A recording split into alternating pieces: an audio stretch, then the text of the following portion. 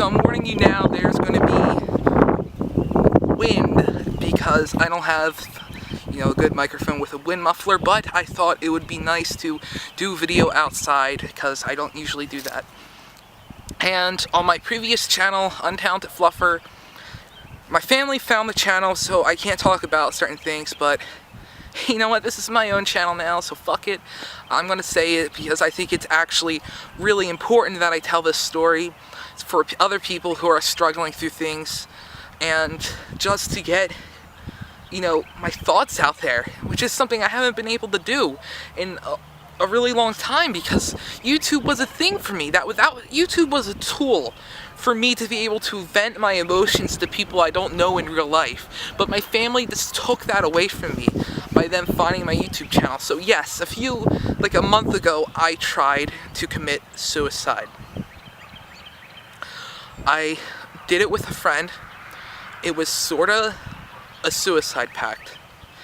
And it's very hard to explain that and rationalize it, for other people to understand. It was a best friend, her name, I shouldn't say her name. She came over to my house. She had a friend sneak her over. Her friend didn't know what she was going to be doing. I snuck her in my house, and she went into my room, and we took a lot of pills. A lot, and I did my research on the type of pills. I thought for sure we were going to die. We were close. We practically did die. We were,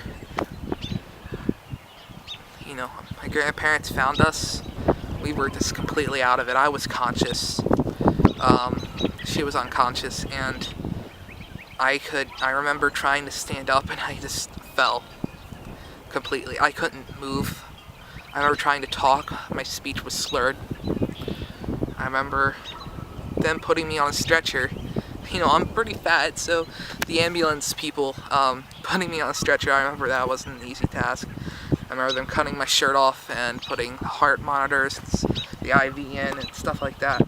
And next thing I know, we woke up in the ICU, the intensive care unit, and we were close.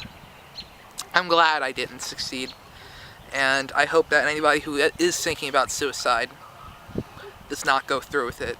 And let me explain this. I really hope people watch this entire video. When I woke up in the ICU, I immediately regretted what I did. Immediately. I know the feeling of what some people, well, of course I did, because I tried to commit suicide. I know the feeling that a lot of you people are going through, thinking that it's just the best thing to do, that you just don't want to be here anymore. I know that feeling. But trying to end my life was the scariest, most terrifying thing I have ever gone through, and I think I will always remember it. And how much it scares me of the things that happened. I remember laying there. I remember the pills started to affect her first because she was so much smaller than me. I remember her in a seizure. I remember her shaking next to me and me trying to call her name, not knowing what to do because we both wanted to die. The pills were already starting to affect me. Could barely stand. I remember the flash. I started to hallucinate, flashing in my eyes constantly.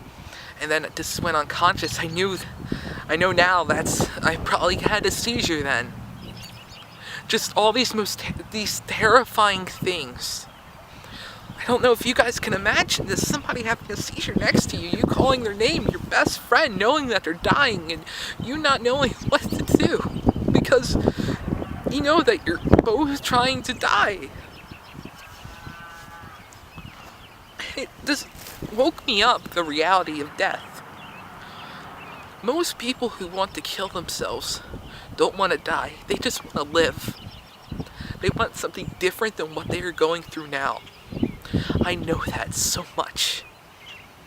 I know how other people just don't seem to understand. I know that feeling. People look at me and they just wonder what the hell is wrong with me. I have everything I could ever ask for here. I have expensive stuff. I have, a decent family. I'm just unhappy. I just don't want it. I'm lonely. I have a family. I have no friends. Nobody my own age to talk to share these emotions with, except for that one girl. And we went back and forth talking each other out of suicide for 4 months, constantly. It just got to a point where we would talk about this, and we would enjoy talking about of how excited we were to actually finally die. It's so fucked up. But I'm telling you, a month after the suicide attempt, it has gotten so much better. I am making friends. I have plans tonight. On Friday night, I actually have plans. I've never had that before. Never. I'm actually happy. A month ago, I thought I would never be happy. I knew the dread. I knew the absolute feeling of just knowing that there's not going to be anything better for me.